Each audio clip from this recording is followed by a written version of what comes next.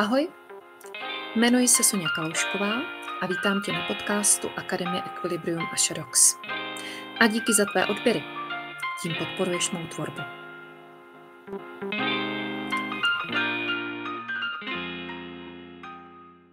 Naposledy jsem dala slib, že se již definitivně přibližuji k tématu. Tak tedy, kapitola 4, kreativní lonžování. Co je to kreativní lonžování? Pamatujete si ještě, co jsem psala a říkala v kapitolách 1, 2 a 3? Kreativní lonžování je součástí základního vzdělání koně a nás samozřejmě též.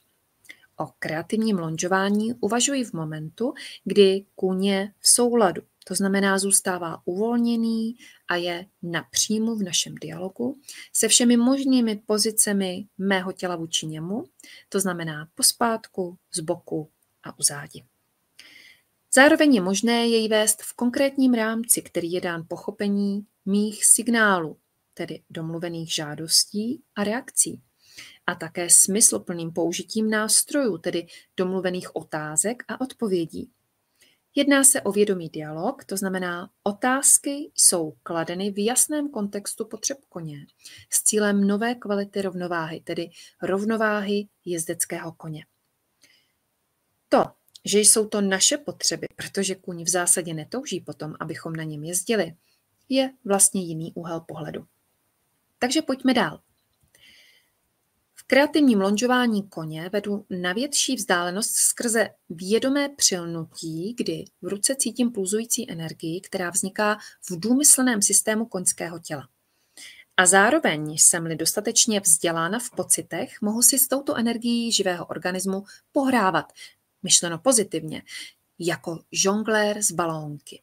A tím pádem i já jsem zapojené v celé té podívané, neboli integrována v celku. To vše je možné za předpokladu, že má ruka je vzdělána v citu, je funkčním čidlem, čtoucím, komunikujícím zároveň a koní zároveň již rozumí a hledá takzvané přilnutí, tedy napojení na mou energii, jak bylo již zmíněno výše. A pokud to vše mám, cítím, zažívám i na větší vzdálenost okamžiky harmonie. Není to mezi nebem a zemí, ale je to mezi mnou a mým koněm. To je pro mě kreativní lonžování. Co myslíte? Dá se to naučit během 1-2 seminářů? Nedá. Kreativní lonžování je proces neustálého prohlubování základů a základů samotných, kdy čas od času nám kůň sám otevře dveře do vyšších levelů rovnováhy. A jsme-li dostatečně vzděláni a přítomní v daném okamžiku, pak můžeme společně vykročit z komfortní zóny a nechat se vést o stupínek výše na pomyslném žebříku vzdělání. Když jsem psala tuhle úvahu, tak v momentu té poslední zmíněné věty jsem odložila počítač a byla jsem se svými koňmi. V jednu chvíli jsem si totiž uvědomila, že důvodem, proč tyto řádky mohu psát, anebo proč mohu namlouvat můj podcast, je můj život s mými koňmi a že to, co je nejvíc důležité, je právě čas s nimi. Teď jsem pěkně patetická, že jo? Ono je to taky tím, že slovy se těžko dají vysvětlit pocity. A když se o to pokusím, jsem jednoduše patetická. Myslím si, že pocity se vysvětlit slovy totiž nedají.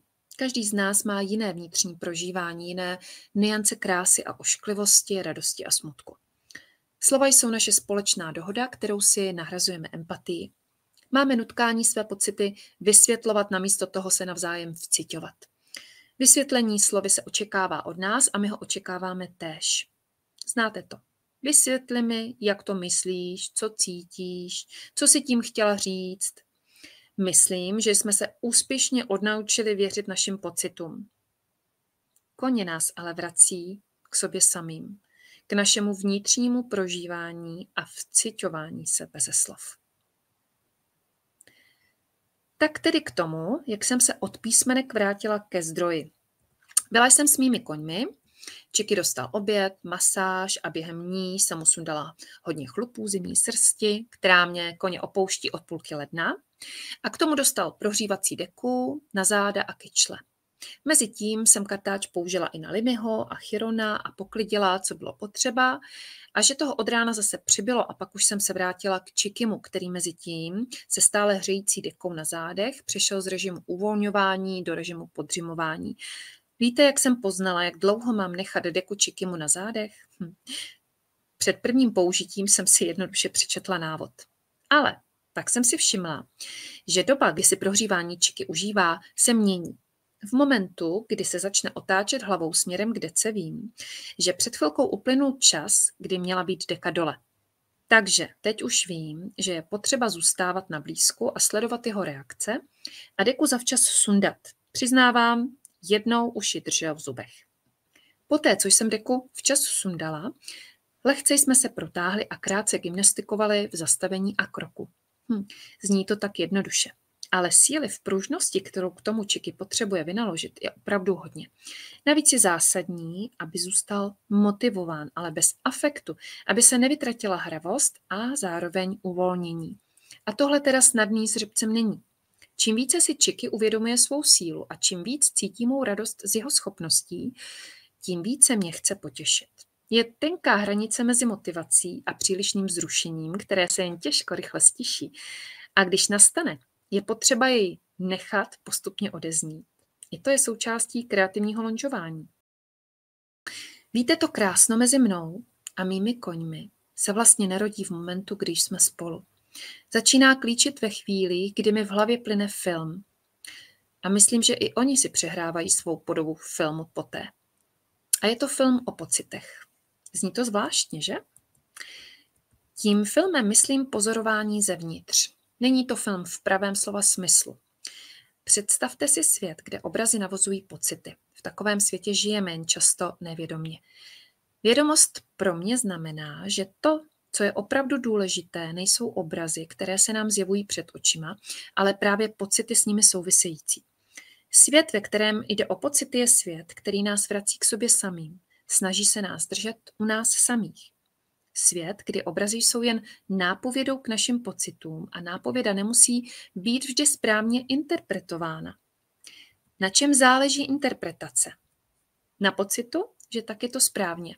Jasném pocitu pravdivosti, správnosti, můžeme to nazvat intuicí. Můžeme se o tom dohadovat, ale cítím, že intuice, která nás vede správným, tedy pro nás správným směrem, je podložena vždy integrací teorie v praxi. Já vím, je to tu zase. Není akademik jako akademik. V prosinci roku 2022 mě band inspiroval pro Chikiho jednoduchou radou. Zkuste jít cestu.